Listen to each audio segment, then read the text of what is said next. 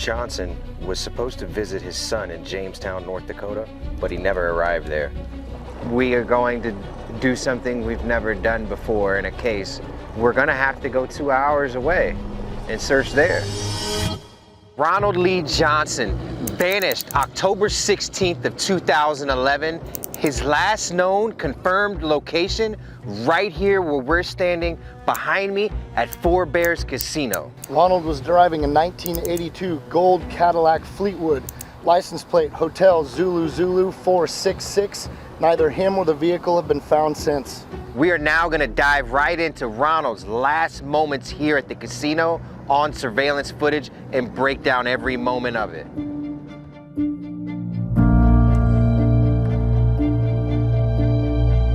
For families who have all but given up on finding their loved ones, this team is a last hope.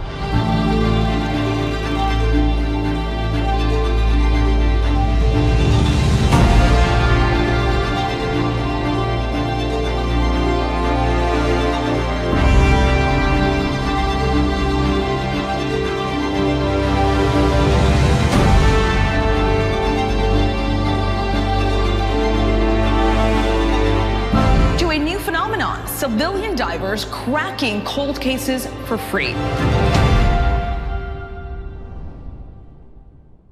I'm about to walk you guys through the last moments captured of Mr. Johnson on CCTV from the footage given to us by Four Bears Casino security. Here, donning suspenders, Mr. Johnson can be seen attempting to access the ATM. The young woman in front of him is using the ATM right now. We'll scrub through that, let her finish using the ATM. He's standing behind her. You can see him here. She's about to finish, and Mr. Johnson steps up to the ATM. The time is 11:46 p.m. Puts his card in once. It's not working. He takes a step back. He looks around, checks the screen out, puts his card in again. He looks around. Card's just not acting right, I guess. He throws his hands up in confusion. He's got somebody behind him, not sure. This gentleman here suggests he uses this one back here. So he goes to this ATM back here, where he's gonna struggle using this ATM as well. So he's gonna spend the next couple of minutes not being able to access this ATM. I'll scrub through it a little bit. It's 11:47 p.m. Doesn't get any money out of this machine. He's really confused. Doesn't know what to do. You can tell by his body language, he's just almost given up. Here, at 11:49, Mr. Johnson can be seen approaching the teller's gate. They discuss his card. He's told there's nothing wrong with his card. Here at 12:32, he can be seen trying to use the ATM again. This is his second time putting his card in the machine at this ATM. This is now the third ATM he's trying to use. He's turning his card around without even looking at it, sticking it back in, really confused, frustrated. Watch his body language very closely. This is the third or fourth time he's stuck the card. See, he's putting his arms up in a just what's going on here type motion. He's flipping his card around without even looking at it, which is alarming because your debit card's only going to work one way. So he does get a screen to access here at one point. He goes through a series of menus which are unsuccessful. After about a minute or so doing that, it's now 12:34. He gets nowhere. He's having to enter his card again and again and again. He does get the menu to access again. He doesn't get anywhere on this menu. He's gonna switch his card into his other hand. He's gonna switch his drink into his right hand, put his card into his pocket with his left hand. At this point, he's completely given up. He takes a sip, he walks away. The time he steps away from this ATM is 12:35 a.m. The next clip is him walking into the poker room where he was playing earlier that night. Now I want you to pay attention to this gentleman here. I'm gonna pause. We have two chip leaders at this table.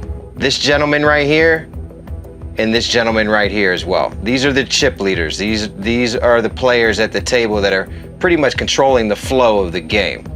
Now when Mr. Johnson comes back and sits down, this was Mr. Johnson's seat earlier in the evening. I want you to pay close attention to this gentleman right here and his body language. As soon as he notices Mr. Johnson sitting down, he whispers to his buddy behind him, something along the lines of, you know, oh, he's back after we took his money, or who knows what it was. But whatever it was sparks a reaction out of one of the chip leaders here.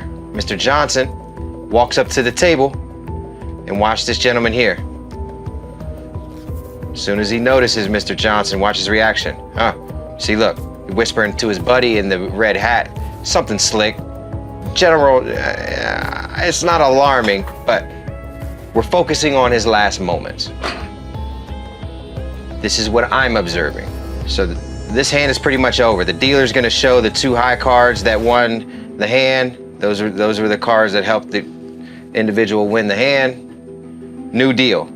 Now, the dealer even knows that Mr. Johnson was broke, you know, he lost, didn't have any more chips.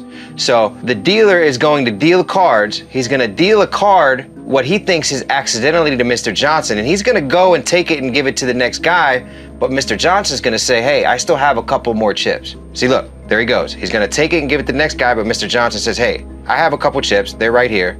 He grabs his couple chips. So what that means is there's gonna be a very, very small split pot. He's basically playing with a prayer at this point, but he's entitled. He's gonna acknowledge that Mr. Johnson is all in. He threw his chips in, he's sipping his drink. He's gonna advise here that Mr. Johnson is all in. He's gonna point over there. He's gonna do it again. So he just acknowledged to the table, hey, that's a split pot, he's all in. Everybody's got their 2 cards. The flop is coming. Here comes the flop. You can see Mr. Johnson lean back. Not a good card for Mr. Johnson. His body language is starting to change. We'll have the river card coming out here soon. The last card of the hand. There's the river card. You can see him lean over. He's starting to move his head a little bit. He's shuffling his cards more than he was. He knows he doesn't have a great hand. At this point, he's lost. You're gonna see him toss his cards in pretty aggressively. He's gonna get up and he's gonna leave the room.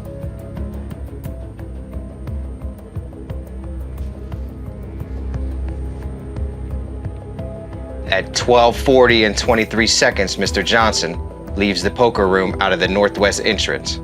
Next clip is the hallway, confirming him leaving the northwest entrance of the poker room. Here at 12:40 and 25 seconds, you can see him walking out. You can see the guy's buddy over here in the red hat he was whispering to. Walks out the door at 12:40 and 33 seconds. Next clip is outside of the building. 12:40 and 47 seconds, Mr. Johnson is leaving the building, walking to the parking lot. Next clip is Mr. Johnson's Cadillac Fleetwood exiting the parking lot at 42 minutes past midnight. He's gonna make a right, and these are some of the last moments he has ever seen ever again. Here at 12:43, you can see Mr. Johnson's taillights fade off into the distance. And that is the last Mr. Johnson was ever seen or heard from ever again.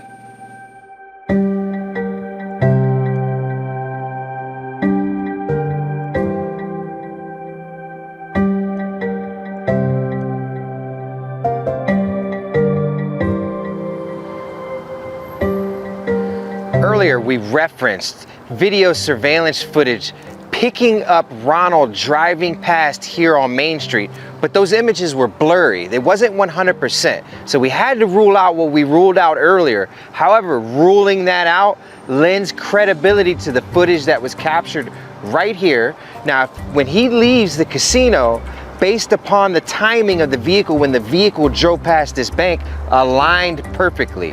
But now that we've ruled that stuff out, the video surveillance here now has a lot more credibility. As you can see, there's a camera located on the wall here behind us at the corner of this bank. We presume this is the camera that got the footage of the car driving by that night. That's why next we're gonna head east along Main Street and take our search this way.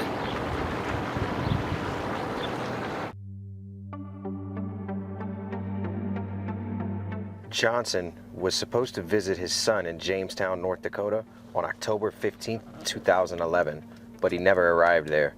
He was sighted in the Four Bears Casino and Lodge in Newtown, North Dakota in the early morning hours of October 16th. He was supposed to see his sister in Valley City, North Dakota later that day, then go to an appointment for a stress test at the Veterans Affairs Hospital in Fargo, North Dakota on October 17th. After that, he planned to go to Needles, California to spend the winter. He never saw his sister, missed the hospital appointment, and has never been heard from again.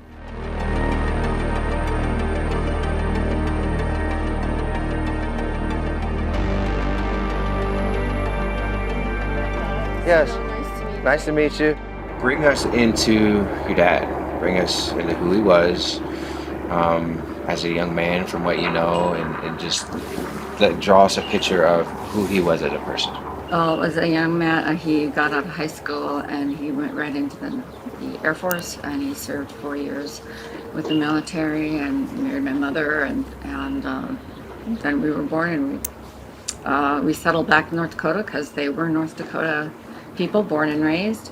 And he went to work in Minot as a traveling salesman. He worked for Gamble Robinson Company. That's a food distribution for restaurants and stuff. And he did that for years. And then he ended up going to different places, you know, with that, you know, promotions and things. And he ended up, when he retired, you know, he wanted to come to Riverdale. We grew up on the lake. This is where we came for every vacation. You know, spent our summers fishing and swimming and all that fun stuff. So it was very familiar to him, and he loved the lake. So it made sense for him to want to retire and settle where we live, which is in Riverdale. Yeah. Then, you know, he got kind of bored in retirement, and he purchased a restaurant in the town next door, you know, in Big City. We ran that for a while, and then he decided, no, I want to be fully retired, and then he would travel south for the winters. He'd go to Arizona, Needles, California. That's where he was last, right? Yeah, and then he would come back and enjoy the summer, and then he would go to the casinos to, you know, just for some pass the time. He liked to play poker and, you know, just hang out. So In the time that he disappeared leading up, like, was there anything going on? Is there anything particular, like, relating to his mental or physical health that might help us? Those are good to identify so that we can accurately determine the lost person behavior in Ronald's case. What was happening in Ronald's life at the time of his disappearance? well, we suspect he had some health issues. He had a VA appointment in Fargo on Monday morning, and he was looking forward to that appointment. He had not been feeling well. He had type 2 diabetes, and that he found out about how many years prior? I think it was 2 years prior to. Yeah, so he had some heart issues, ended up with like triple bypass.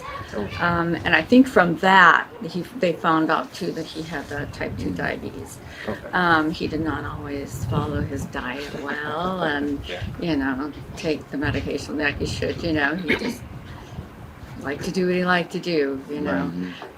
He also suffered with an occasional migraine, and when he'd get them, they were debilitating. The year prior to him going missing, or 2 years prior, I think it was 2 years.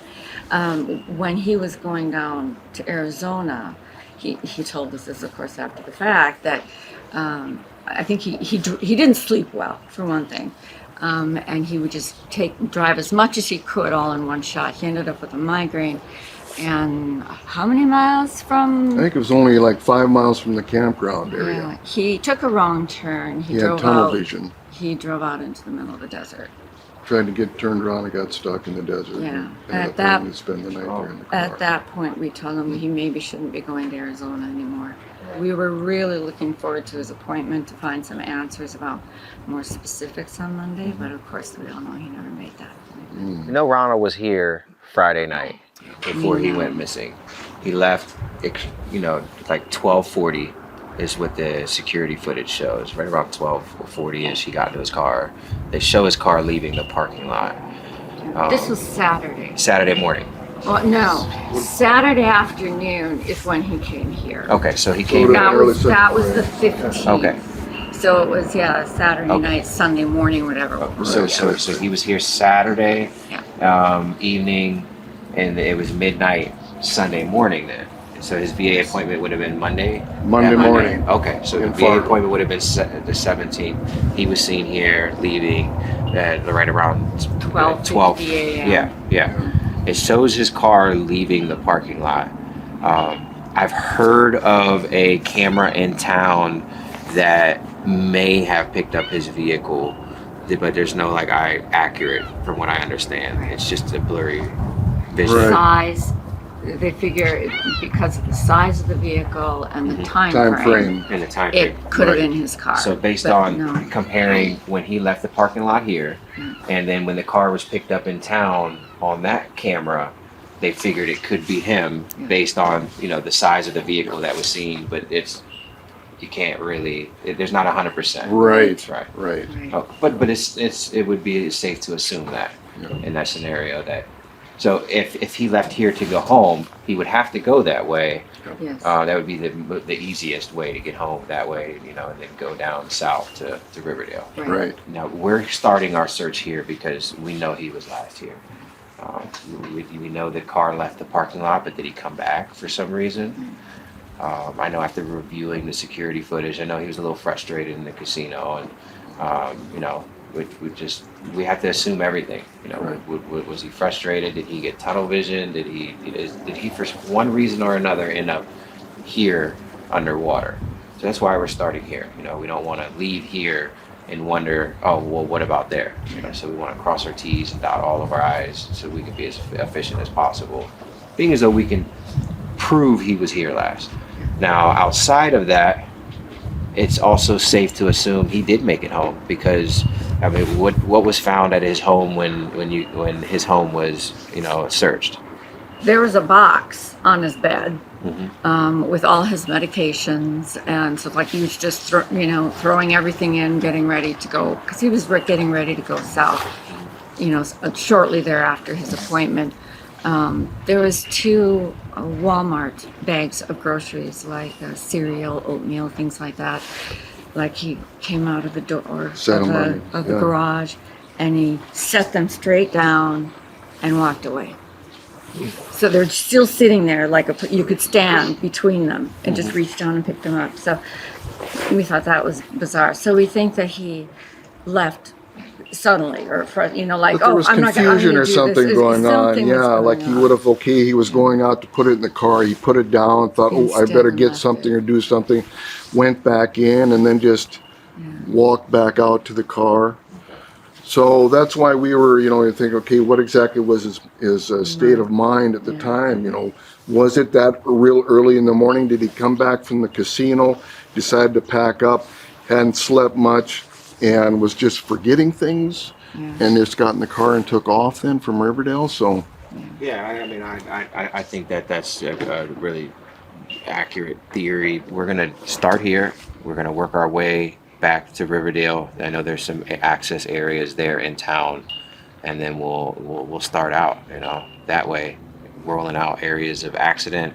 In October, I saw the footage of him leaving the parking lot, and it's hard to tell because it's nighttime. Do the roads get icy in October? Was it? it would have been good weather. It was Good weather? Yeah, Okay. no snow yet or anything like that. Okay. And what about the roads? Have the roads changed here at all? The 23 has. They've built them up. So that also, they built them up, and then you got more dirt going out, and so if he was under any of those, would it have gotten buried? I don't know. No, that's unlikely though, because the construction was going on during that time period, because it was during the boom. Okay. So there was a lot was going on. Yeah. When you refer to the boom in this area, that's the oil fields. Right. Yeah. And that was the one thing that we were thinking about, was that there was a lot of unsavory characters that were in the area at the time, and so we were thinking medical issues, and then we were thinking that maybe he stopped to help somebody, and things didn't go well. Because he liked to talk to people. Yeah. He would visit with people all the time. So. And so we were thinking that was a good possibility as well. And what about cell phone data? Was there anything retrieved from the cell phone company? Nothing useful. No, his phone was dead. And Yeah. It wasn't picking up any pings. It's one of the first things we checked. So he wasn't great at keeping it charged. Okay. He was still a pretty new cell phone user at the time, and it was just a flip phone, you know. Yeah, and, yeah. But what about financial activity? Was the financial activity normal leading up to his disappearance, and was there any afterwards? Nothing afterwards. Oh, there's been nothing. Right. No, Yep.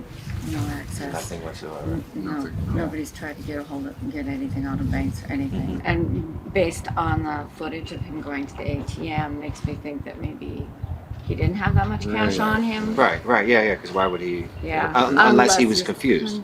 Right. Yeah. And his behavior at the ATM, I would say, is not alarming, but seeing him shuffle his card around a lot leads me to believe that he's really in a confused state. Yeah. Because the turning and the flipping of the card so much didn't really seem right, and then he really wasn't paying attention to the card when he's flipping it, Right. So it's just that little thing.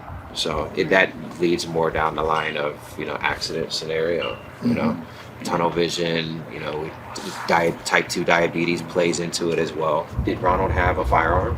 Yes, he did. He did have one, yeah. And we did not find it. And you didn't find a firearm? We did not. We found the case that he kept it in the house, but it was empty, so we assumed that it was with him. So his firearm. So was he the type that normally just carry his pistol? He would when he would travel across Yeah, states and stuff, sure. and Okay. because he was getting ready to go, he could have had it in his Okay. glove Yeah, it box. wasn't Okay. really a Well, we're gonna get on the water. You guys are more than welcome to stay.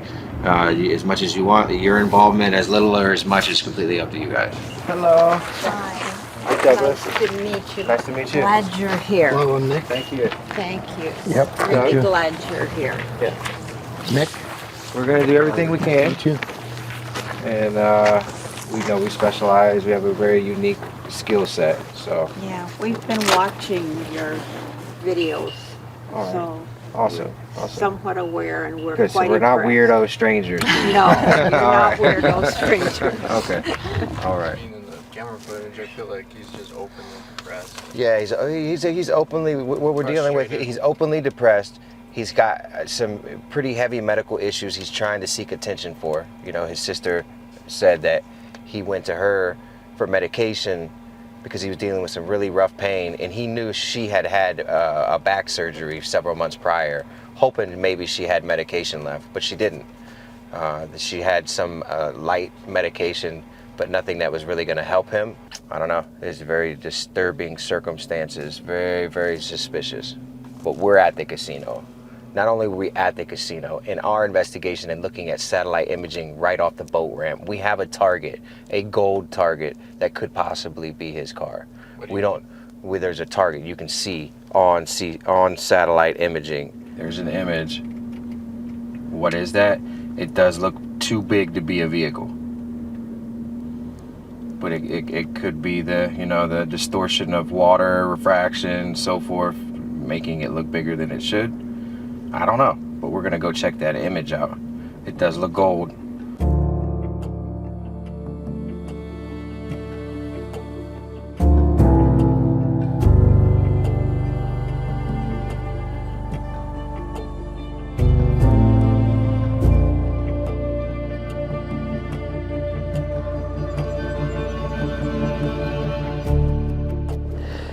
At the moment, we're at 6 feet. The bottom is really easy to read. There's not a lot of growth and anomalies. So what anomalies we do detect are gonna be, they're gonna stick out like a sore thumb. Really easy to identify. 7 feet right off the boat ramp. So it's 6 feet right here. I'm gonna square up with the boat ramp and then go straight out. All right, we're starting to drop down a little bit. I'm just amazed at how many fish are in here. We're casting 75 feet in either direction. It's only 12 feet, 13 feet. Really clean bottom. There's nothing out here that I'm reading. Down to 30 feet. We're gonna go over that anomaly that we saw on satellite imaging. We did look it up. The satellite image popped in at about 2016. Now, they didn't update the imagery every year, so are we dealing with the fact that it was just deeper at the time? That's why it didn't come up in 2013. We don't know. Ronald was very familiar with Lake Sakakawea. So we're looking at a lot of different locations here in Lake Sakakawea. But with the information we have, we know he was here at the casino. That's the last physical evidence per se of where he was. Now, it's also safe to say that he made it back home and started to pack. He even went to Walmart. So some would say his last physical location could have been home. You really think that he came to the casino, drove all the way back home just to start packing? Is that how the family put it? That he went to the store and then just dropped it first or after the casino? It could have been before. Could have been after. Because this is how I see it. I see it, he went to the store, got all his things, and he said, you know what? Whatever with these groceries, put them down. He's like, I'm going to the casino. Yeah. Had his mind made up. He's like, this is where I'm happy. I love doing this. He enjoyed poker. He loved blackjack. So it makes sense that he's going to spend his last dimes and pennies on doing something that he liked. And then after that, I feel like a man with that type of car too, that's like one of his cherished possessions, especially if that's all you have left. If I was him, I'd be going down with it. No one's going to take that car away from me. But that's just my opinion. All of those could be possible, Carson, which is why we're not going to rule anything out. But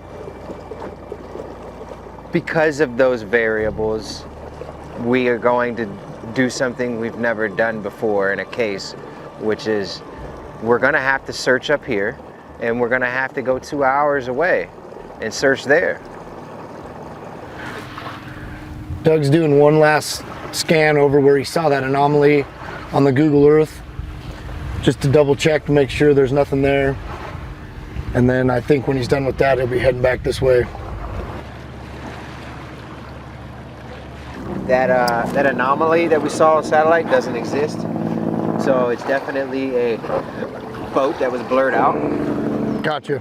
It's 40 feet deep right there. So no matter what is on the bottom, you're never going to see it on satellite. So it's just a boat that was blurred out. Okay. Which makes sense. You know, if it would have been really shallow out there, I would have said maybe it's been removed already. Maybe it was a boat that was there, but 40 feet deep, no matter what's there, you're not seeing. Right. So it was worth a try. We had to check here. We had to start here. I had some questions for Sue to ask, you know, pretty much point us in the right direction. Right now we're going off of, we've cleared this. We'll go over to the marina just to clear that as well. It's unlikely, but we'll clear it. Right. So what we need to know from Sue is, when were the purchases at Walmart made? Were they made prior to coming to the casino, or were they made when he got back home the next day? Right. Because if he made them if he made them before he came to the casino, it's safe to say that our main search starts from here and on a 2-hour route home, looking for nothing but an accident. Correct. But if we think he made it home and the Walmart purchases were made the day after he was here, then our search is going to start at his home. Correct. And around there. Makes sense. Yeah.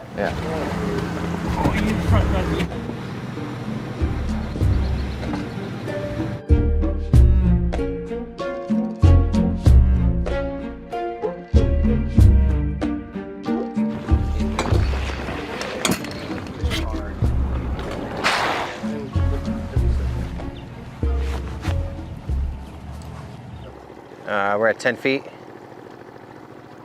12 feet. This stuff is easy to scan that we've been scanning. Now, you'll get in waterways where you'll have a sheer drop off. Now, if you're out here and there's a drop off, you're scanning into something, you're not going to see it because you're not going to cast a shadow. It's going to blend in with the drop off. So you got to be, if you detect a drop off, you got to be closer to shore scanning out. Gotcha. Yep. Yeah, and that took us a long time to figure that out. You're up against a drop off like that. You want to be closer to it, scanning out instead of outside. Yeah, it's like a flashlight. If there's a car there and there's a wall, I'm not going to see it because of the shadow is not going to come up. You know, there's no shadow. Now, if a car is flat and you shine it, there's going to be a shadow on the back side of it. Okay, makes sense. Yeah.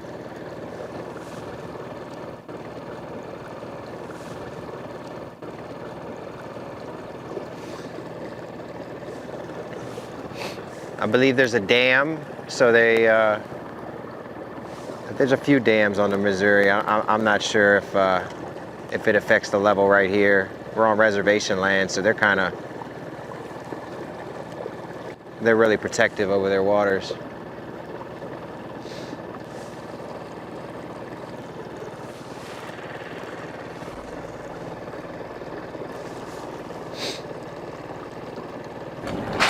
Very clean. Gets down to about 12 feet out there, but just nothing whatsoever. We even checked the entire cove in the back. So what we're gonna do now is transition into working his route through town, out and down to Riverdale. We're gonna look at all the possible accident locations off the side of the road. Everything at this moment is pointing to nothing but an accident.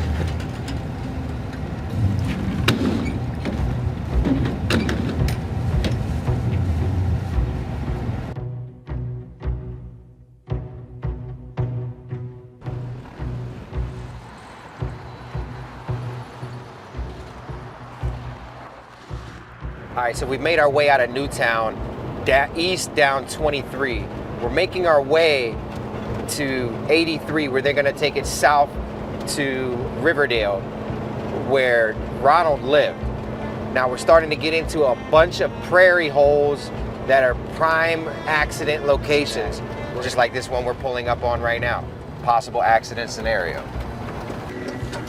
The distance, because he's in a Cadillac, I mean, even if he's going 80 miles an hour down this road, the vehicle is not going to make it far enough into this little body of water before it's tumbling. It's just immediately grip the rocks, the bank. These rocks probably weren't even here at the time, so it's going to be a complete drop off, and it's really shallow. It's not a logical location, not close enough to the road, but we got to check the other side of the road. Same thing here. Like, it's just way too far off road. Get over 300 feet. Super shallow. You can tell by the buildup. Like it's only 2-3 feet deep out there. We got a lot of these to check. This isn't gonna be it. All right. So far in the last hour, we've been able to. This is 23rd and 24th pond. We've been able to rule out. And Sue and her husband were concerned that the construction of this road and the reinforcing of them with all the boulders and stuff could possibly have buried him, but nothing that I have seen so far within the past hour would be possible to have buried him, because the water that is there is extremely shallow, and if a car was in there, it would stick out like a sore thumb. Nothing's deep enough or close enough to the road that would have buried him if they would have done construction over him. It's the 45th body of water.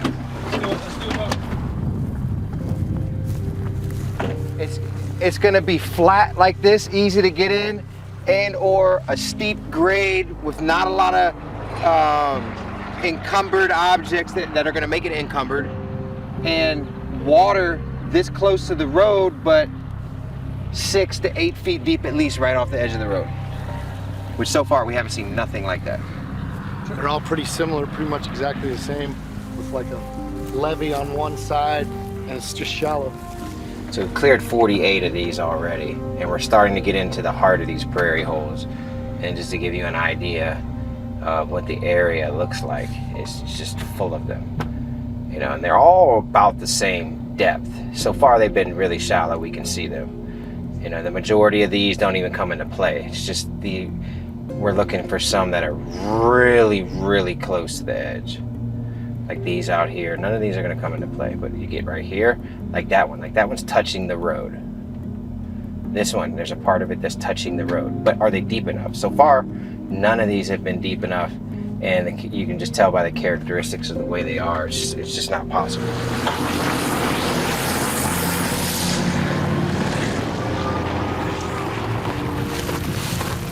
We'll start in the middle first. I'm 90% sure this is shallow. It matches up the same color as the shallow end over there. But just to be thorough, we're gonna throw our sonar ball in. It's gonna confirm the depth.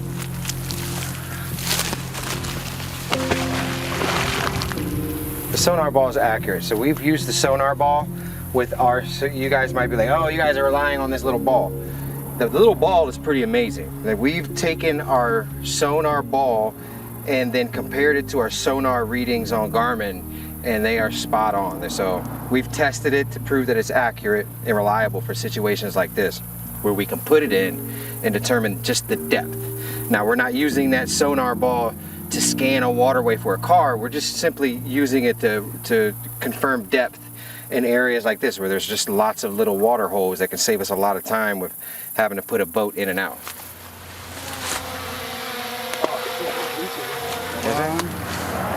All right, it's about 1.6 meters in there. Yeah. So not even 6 feet, yeah. 1.6 meters is 3, 4, 5, yeah, not enough. It's not, honestly, knowing that these dry up, we're realistically looking for something really deep. Too shallow, too far off the road again.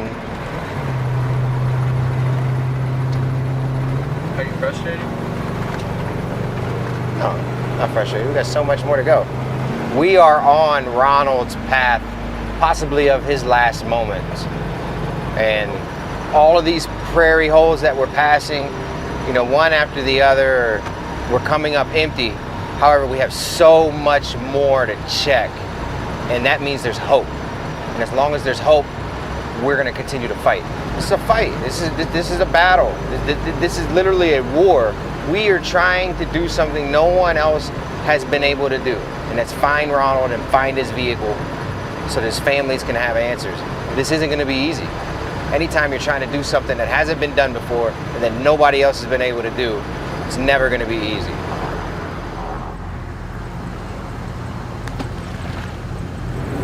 Eight feet. Yeah, that's great. That's beautiful. That's what we've been looking for all day.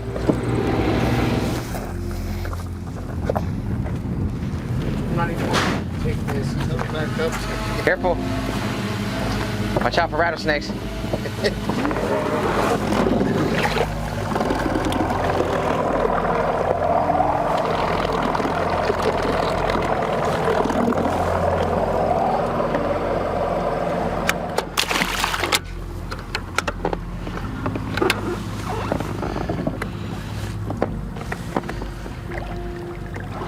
10.2 feet right here.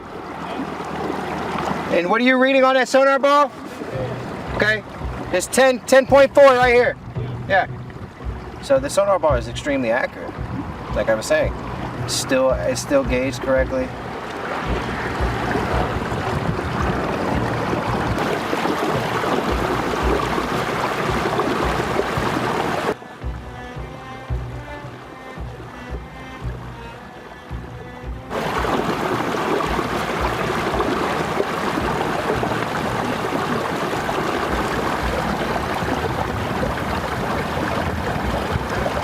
Feet right here, 5 feet.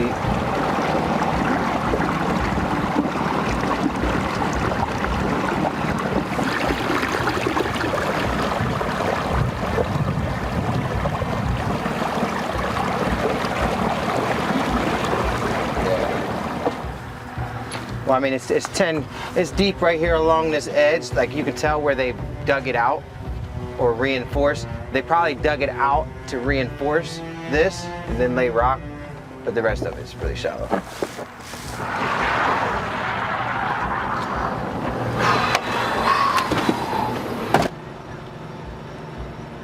So we're turning off at 23 East, heading down 83 South to Riverdale, where Ronald presided at 222 4th Street in Riverdale.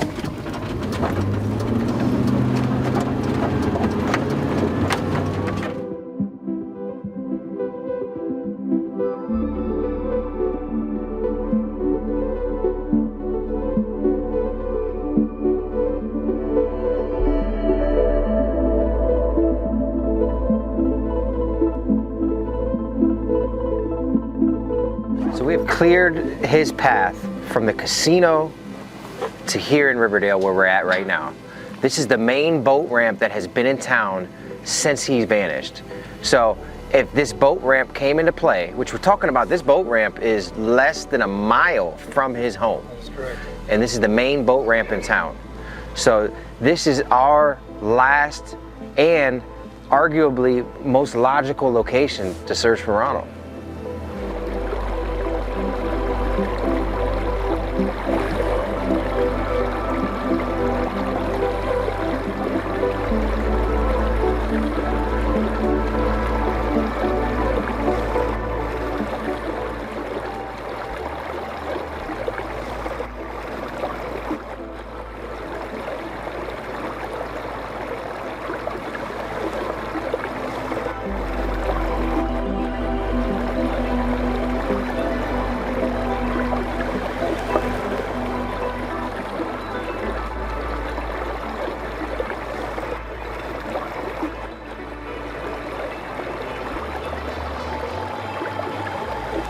You can see how the entire cliff has just eroded all the way out. So what we have right here in this area is a mass erosion of land. And this hillside right here is really tall. So there's a lot of force that's continuing to push the erosion. And not just that, what I'm seeing underwater, right out there is like 30 feet. But you can see the different stages of the erosion going down into it, completely crossing over this. I mean, is it possible that if Ronald is in here that he's buried? Obviously, yeah, it's possible.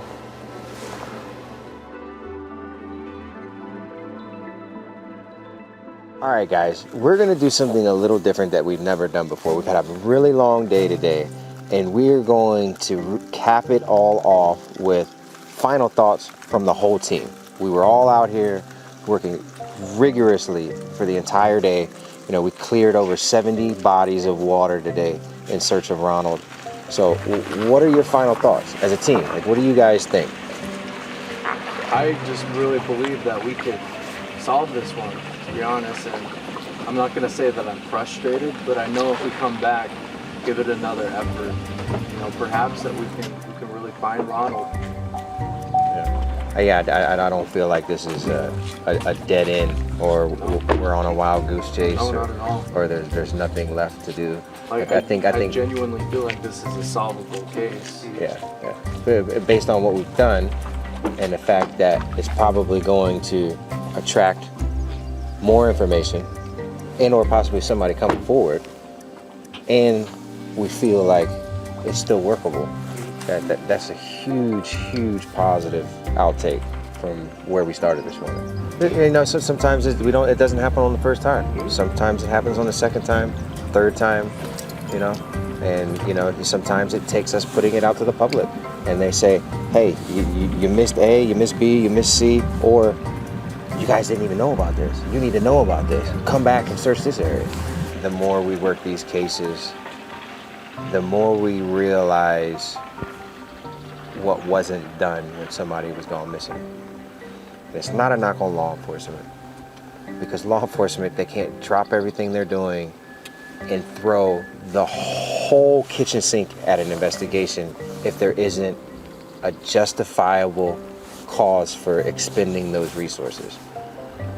I find it very disturbing that his house was found, not necessarily foul play scenario, but it was alarmingly suspicious to consider the fact that he was interrupted. When somebody is interrupted and isn't found, I think you at least have to luminol the house. The house should have been luminol. Absolutely, 100%. The house was not luminol, and the house now belongs to someone else. The simple fact that the house was left in a state that you can draw that he was interrupted. Not only that, but the family then also said, coming back, he was looking forward to his appointment. Yeah. You know, he was eager, he was packing. He had plans to go somewhere in the future. If you're depressed, if you know for a fact that you're gonna go out and you're gonna do something, you're not gonna put in that effort. You know, that doesn't make sense. It doesn't make sense. So that leads me to conclude that perhaps this is either accident or this is foul play. And you know, being as though nothing was stolen from them doesn't mean nothing. There's some sickos out here that will kill somebody just to kill them. Right. For nothing other than the joy of killing. I'm just throwing this out there. Maybe it's likely. Did he owe someone money? He we're talking played like lots of poker. gambling He was debt? gambling. Yeah. That's a good Is answer. that a possibility? He did take his gun and that's never been found. Maybe he was scared for his life. Maybe. It's a good possibility. Considering all of those, what does that mean? There's somebody out there that knows something. If it's And foul play. possible more than one person. I think there's a tremendous amount of guilt that weighs heavy on your heart if you're willing to take someone's life. A defenseless elderly man that served this country with honor. Yeah, that should weigh real heavy on your heart. You guys, let us know what you think in the comments below. Reach out to us at adventureswithpurpose.com. You can email me directly at doug@adventureswithpurpose.com, and or you can reach out to the local police here in Riverdale, North Dakota.